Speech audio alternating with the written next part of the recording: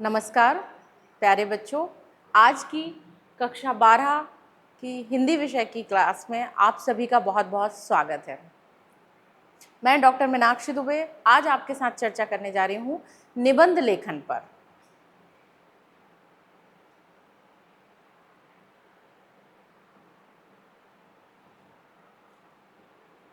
हमें सबसे पहले यह देखना होगा कि निबंध लेखन के लिए कुल निर्धारित अंक आपके प्रश्न पत्र में कितने हैं। तो निबंध लिखने के लिए आपको एक प्रश्न आता है और उसके लिए आपको कुल निर्धारित अंक हैं 4। और यह अंक विभाजन किस तरह से आपको अंक मिलते हैं ये यहाँ पर दर्शाया गया है। प्रस्तावना अगर आप लिखते हैं तो प्रस्तावना का जो हिस्सा होता है उस हिस्से के लिए आपको 1 अंक यहाँ प्रदान किया जाता है। मध्य भाग या विस्तार के लिए 2 अंक प्रदान किए जाते हैं और उपसंहार के लिए आपको 1 अंक प्रदान किया जाता है। तो ये अगर हम देखें कुल 4 अंक का विभाजन है और ये 4 अंक आपको अलग अलग हिस्सों में प्राप्त हो पाएंगे। तो अब जब निबंध लेखन हम करेंगे तो आपको इन तीनों भागों में बराबर हिस्सेदारी करनी है, बराबर अच्छी तरह से लेखन करना है, तब आपको अंक प्राप्त हो पाएंगे।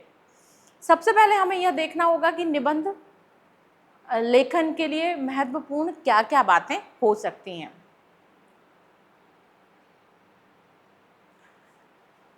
निबंध रटकर कभी नहीं लिखना है, इस बात को आप सभी को बहुत अच्छे से ध्यान में रखना है, क्योंकि अगर हम रटकर लिखेंगे तो हमारी शब्दावली या कहीं हमसे कुछ अगर कोई वाक्य छूटता है तो हम वहाँ गलती कर जाएंगे। इसीलिए हमेशा समझकर अपने शब्दों में निबंध लेखन करें, इसका प्रयास अवश्य करें।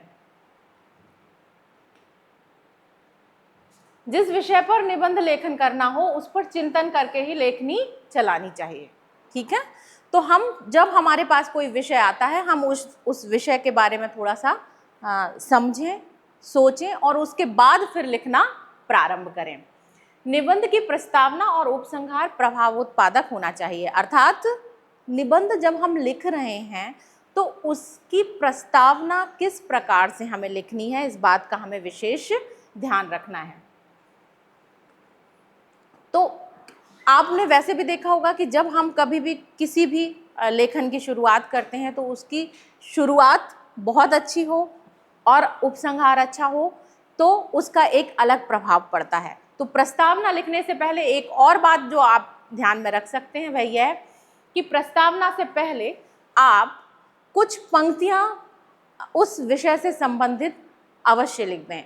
या तो हो सकता है वो किसी का कोई उद्धरण हो, कुछ किसी साहित्यकार की कोई पंक्तियां हो, या आप स्वयं अगर कुछ पंक्तियां उद्धृत करके कहीं और से लिख सकते हैं तो वह अवश्य लिखें। उससे क्या होता है कि निबंध का प्रभाव जो है वो बहुत अधिक बढ़ जाता है। निबंध में विषयानुरूप यत्र तत्र कविता, सूक्ति और विद्वानों के उद्धरण प्रस्तुत करना चाहिए। यही बात हमें विशेष रूप से बीच बीच में भी जो मध्य भाग है, जो उपसंहार है, उसमें भी हमें यह बात ध्यान रखनी होगी। अब हमें यह देखना है कि विचारों की क्रमबद्धता ये क्या होती है। मान लीजिए हमने किसी एक विषय पर निबंध लिखना शुरू किया और हमने पहले बीच के बिंदु लिख दिए और प्रस्तावना हमने बाद में लिखी, तो क्या वह निबंध प्रभाव छोड़ेगा या बहुत अच्छा माना जाएगा? बिल्कुल भी नहीं। तो इसीलिए ध्यान रखना है कि जो हमारे विचार होंगे वो क्रमबद्ध तरीके से होना चाहिए, ठीक है। भाषा शैली आकर्षक और यथासंभव सुंदर लेख होना चाहिए। अब भाषा शैली कैसी होना चाहिए? यह नहीं हो कि हमने अपने दैनिक या रोजमर्रा का जो जीवन में हम जो घर में जो भाषा शैली प्रयोग करते हैं हम उस भाषा में किसी भी निबंध को अपनी उत्तर पुस्तिका में लिख दें। तो विशेष ध्यान रखना होगा कि हमारी भाषा शैली इतनी अच्छी हो कि उसका एक प्रभाव अलग पड़े और वह सुंदर निबंध बन पड़े।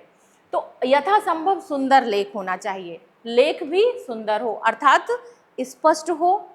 अगर सुंदर राइटिंग में हम लिख सकते हैं तो वैसा हो, ताकि जब उस प्रश्न का उत्तर देखा जाए तो वह बहुत ही अधिक प्रभावशाली नजर आए। विराम चिन्हों का उचित प्रयोग एवं वर्तनी शुद्ध होनी चाहिए। यह बात भी हमें निबंध में याद रखनी होगी कि जब हम निबंध लिख रहे हैं तो विराम चिन्हों का समय समय पर, जगह जगह पर जहाँ उपयुक्त है वहाँ पर विराम चिन्हों का प्रयोग करना चाहिए। कारण, क्योंकि विराम चिन्हों का अगर उचित प्रयोग नहीं किया जाता तो क्या होता है, अर्थ का अनर्थ भी हो जाता है। तो इसीलिए विराम चिन्हों का उचित प्रयोग करना है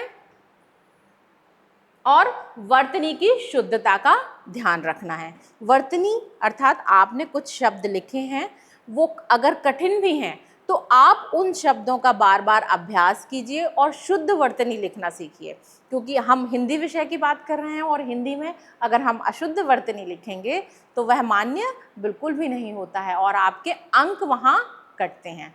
तो आपको यह ध्यान रखना होगा कि विराम चिन्हों के उचित प्रयोग के साथ साथ आपको वर्तनी की शुद्धता का भी ध्यान निश्चित तौर पर रखना होगा। निबंध लेखन के लिए ध्यान में रखने योग्य कुछ बातें, वही हम जब किसी भी विषय को हमें जब प्रश्न के रूप में हमें कोई विषय मिलता है तो हम सबसे पहले क्या करेंगे, उस विषय के बारे में कुछ बिंदु बनाएंगे या फिर रूपरेखा का निर्माण करेंगे। तो ये हो गई हमारी रूपरेखा। किसी भी विषय पर हमें सबसे पहले रूपरेखा बनानी है। अब रूपरेखा लिखनी कैसे है, तो इसके लिए हमें क्या करना होगा, हमने जिस विषय पर अपने विचार व्यक्त करने हैं, जिस विषय पर हमें निबंध लिखना है, उस पर हमारे दो बिंदु तो कौन कौन से हो जाएंगे। प्रथम बिंदु होगा प्रस्तावना और अंतिम बिंदु हो जाएगा उपसंहार। बीच के जो बिंदु होंगे वो इस तरह के हो सकते हैं कि हमें जिस विषय पर निबंध लिखना है उस विषय का अर्थ क्या है, उससे संबंधित कारण या उसके निदान या उसकी उपयोगिता, उस विषय के लाभ या उसकी हानि, इस तरह के बिंदु हम बनाएंगे और वो बिंदु सारे हम मध्य भाग में रखेंगे। तो इस प्रकार हमें सबसे पहले एक रूपरेखा का निर्माण करना है और वो रूपरेखा हमें बिंदुवार लिख देनी है, जो अभी आगे मैं आपको और समझाऊंगी। प्रस्तावना, तो प्रस्तावना में ठीक जो मैं पहले भी आपसे चर्चा कर चुकी हूँ कि प्रस्तावना में आपको क्या करना है, हमें पहले कुछ अगर उद्धरण आपको कोई याद है तो आप उस उद्धरण को पहले लिख दें, उसको उद्धरण चिन्ह के साथ लिखें, बीच में यहाँ पर ऐसे वो उद्धरण आ जाए। और अगर उद्धरण है, आपको नाम पता है किसी का, तो फिर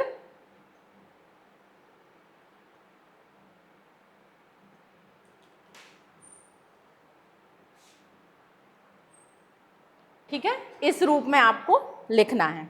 तो प्रस्तावना के पहले हम कोई उद्धरण दे सकते हैं और फिर हम मध्य भाग पर आते हैं।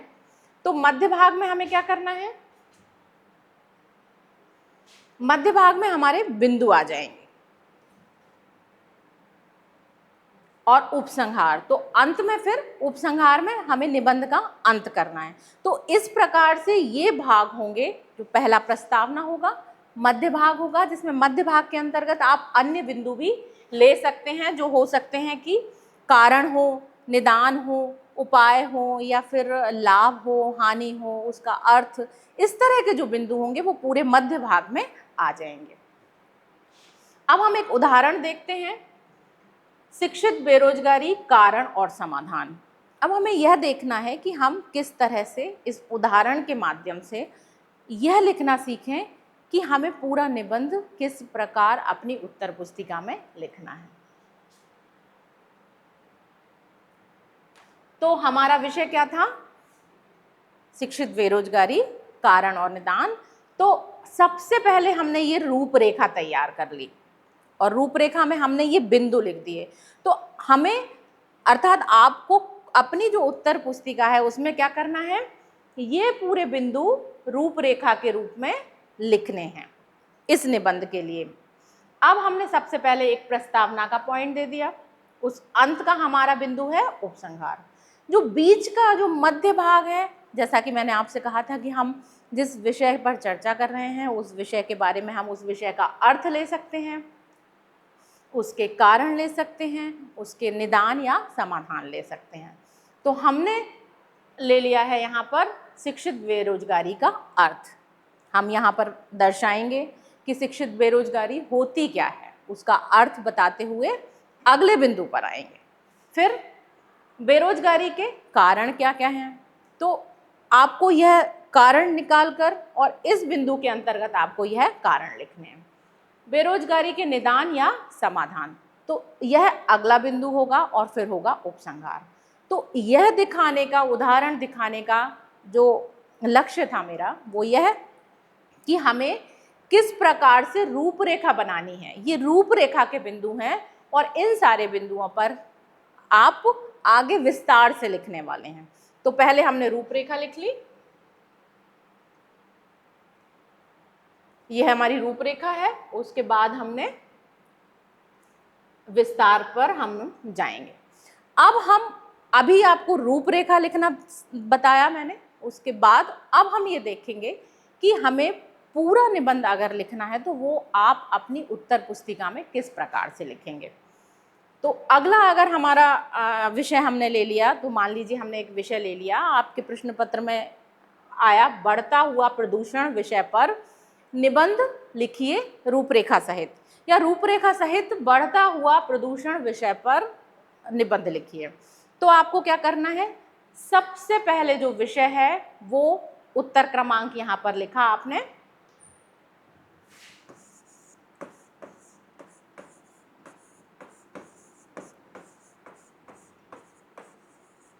उत्तर क्रमांक जो भी होगा नंबर वो आपने यहाँ पर किया।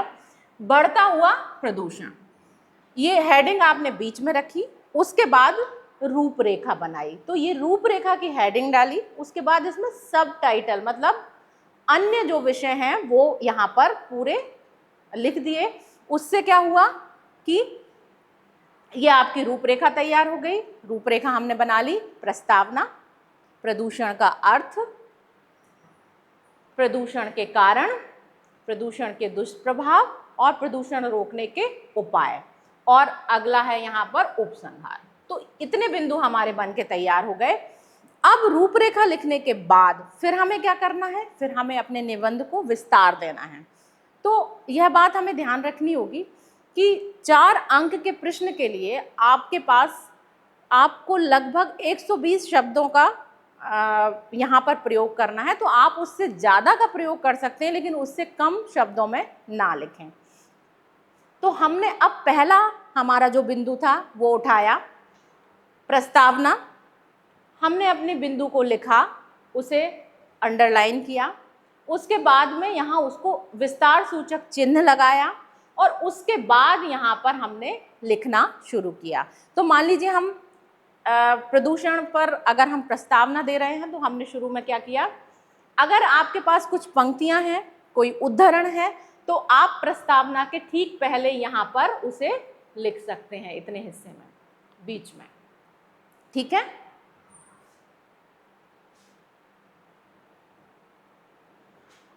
अब हमने प्रस्तावना में लिखा, विज्ञान के इस युग में मानव को जहाँ कुछ वरदान मिले हैं वहाँ कुछ अभिशाप भी मिले हैं। प्रदूषण एक ऐसा अभिशाप है जो विज्ञान की कोख में से जन्मा है और जिसे सहने के लिए अधिकांश जनता मजबूर है। अब हमने अगला जो मध्य भाग का जो बिंदु लिया था वो लिया था प्रदूषण का अर्थ, क्योंकि हम कोई भी अगर निबंध लिख रहे हैं तो उसके बारे में हमें पहले यह बताना होगा कि वो जो विषय है उसका अर्थ क्या है, या उसकी अगर परिभाषा आपको याद है तो परिभाषा आप दे सकते हैं, तो उसकी परिभाषा दें। तो अर्थ और परिभाषा, हमने यहाँ अर्थ ले लिया।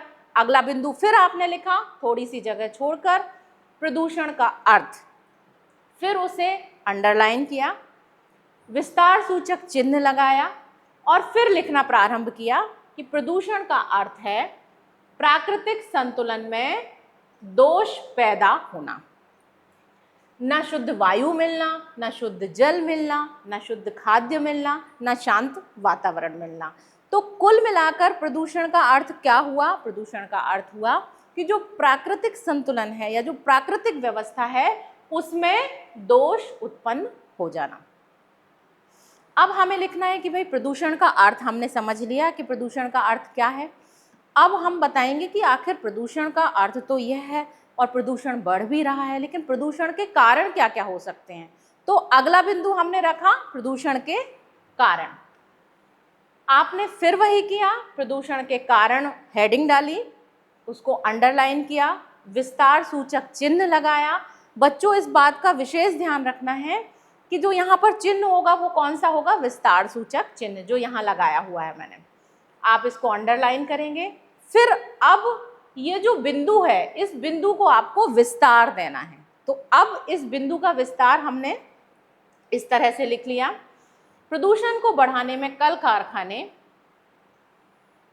वैज्ञानिक साधनों का अधिक उपयोग, फ्रिज, कूलर, वातानुकूलन अर्थात एसी, ऊर्जा संयंत्र आदि दोषी हैं। प्राकृतिक संतुलन का बिगड़ना भी मुख्य कारण है। वृक्षों को अंधाधुंध काटने से मौसम का चक्र बिगड़ा है। घनी आबादी वाले क्षेत्रों में हरियाली ना होने से प्रदूषण बढ़ा है। तो ये हो गए प्रदूषण के कारण। अब हमें देखना है प्रदूषण के दुष्परिणाम क्या है। अब हमने यह देख लिया कि प्रदूषण के कारण तो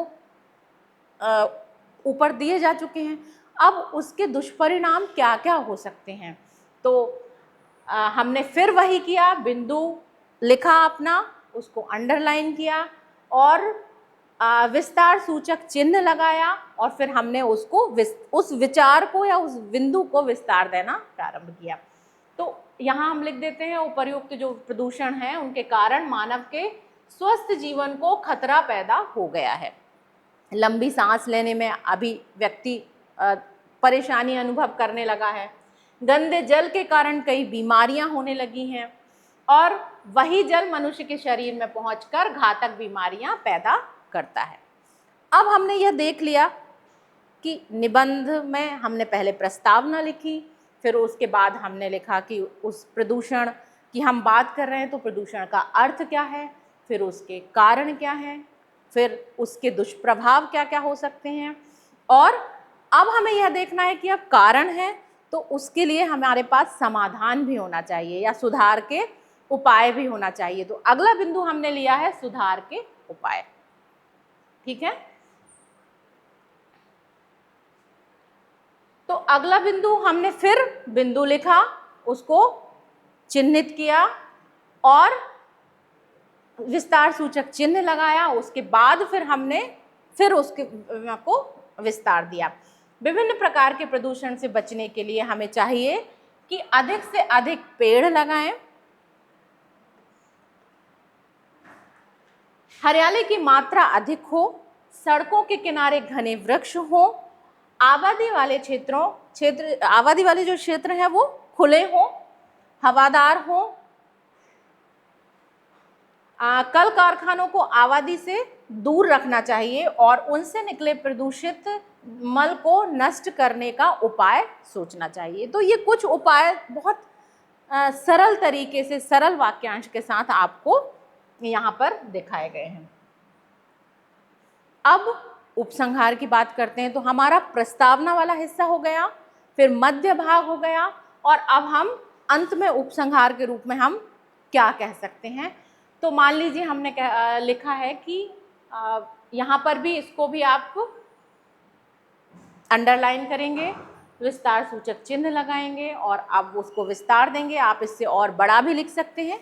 यह एक उदाहरण के रूप में आपको प्रस्तुत किया जा रहा है, समय कम है इसीलिए हम बहुत संक्षिप्त में इसको देख रहे हैं। वर्तमान समय में पर्यावरण प्रदूषित होता जा रहा है, किंतु हमें इसे रोकने हेतु भरसक प्रयास करने होंगे, अन्यथा इससे पूरे मानव समाज का जीवन खतरे में पड़ जाएगा।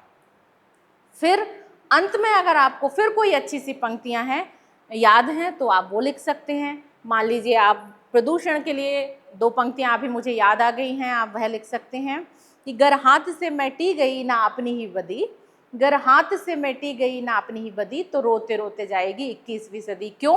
प्रदूषण के खतरे के कारण। तो यह पंक्तियां भी आप प्रयोग में ला सकते हैं।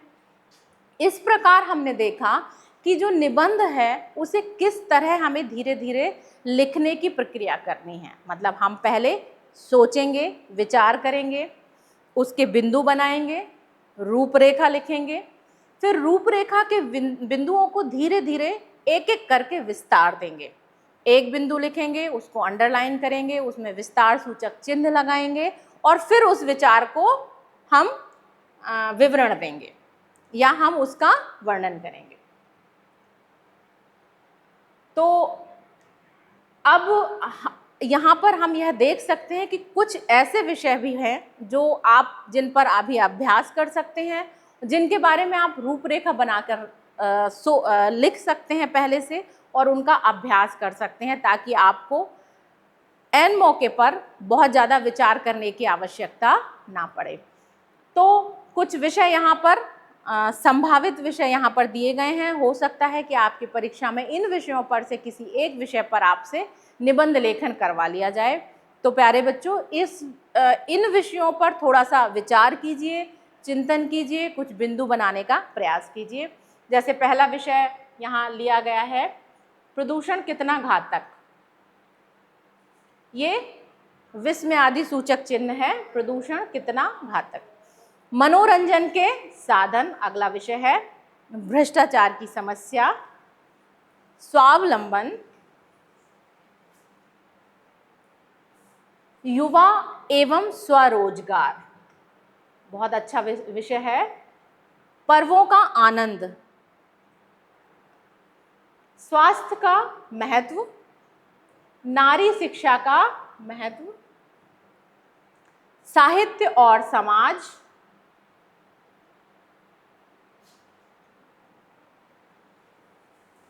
सहशिक्षा, जीवन में संगीत का महत्व, पुस्तकालय का महत्व, मोहल्ले का बगीचा, संक्रामक रोगों से बचाव, बुजुर्गों की देखभाल, जल का अपव्यय। ये सारे के सारे ऐसे विषय हैं जिन पर आप स्वतः विचार करके लिख सकते हैं। आपको इनके बारे में बातें पता हैं, बस करना क्या है, आपको अपने विचारों को क्रमबद्ध करना है और क्रमबद्ध करके उसे मानक भाषा में लिखना है। विवाह समारोह में बढ़ता दिखावा, एक यह भी बहुत अच्छा निबंध का विषय है। विवाह समारोह में बढ़ता दिखावा और फिजूल खर्ची, जीवन में बचत का महत्व। तो यह कुछ ऐसे विषय हैं जिन पर आप निबंध लिख सकते हैं, उन पर विचार कर सकते हैं। हो सकता है इनमें से ही कोई विषय आपके प्रश्न पत्र में आपसे पूछ लिया जाए। तो बच्चों, बहुत ध्यान से आप इन सभी विषयों के बारे में चिंतन कीजिए, मनन कीजिए, विचारों को एकत्रित करके उनको क्रमबद्ध कीजिए और फिर अपनी लेखनी चला दीजिए। आप निश्चित तौर पर बहुत अच्छा कर पाएंगे जीवन में भी, और अपने प्रश्न पत्र की उत्तर पुस्तिका में भी बहुत अच्छा निबंध लिख पाएंगे। इन्हीं शुभकामनाओं के साथ आपको बहुत बहुत धन्यवाद, बहुत बहुत शुभकामनाएं।